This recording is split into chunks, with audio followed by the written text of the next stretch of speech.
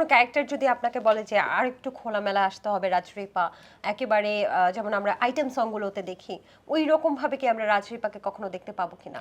আহ, আসলে আমার যে ময়না সিনেমাতে আমি ক্যারেক্টার প্লে করেছি, আমি ওইখানে ট্রাই করলে পারতাম অনেক ডিফারেন্ট ড্রেস তৈরি করতে, মানে ডিফারেন্ট ড্রেস, মানে একটু খোলামেলা পোশাকে আমাকে দেখতে পারতেন, কিন্তু আমি সেটা করিনি।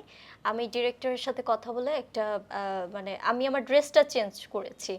আর আইটেম সঙের জন্য আমার অফার এসেছে, যখনই শুনেছি যে ড্রেস একদম মানে আইটেম সঙের জন্য যে ড্রেস ইউজ করা হয় সেটাই পরাবে, তখন আমি বললাম যে ভাইয়া সরি, আমি এখন এভাবে আইটেম সং করব না।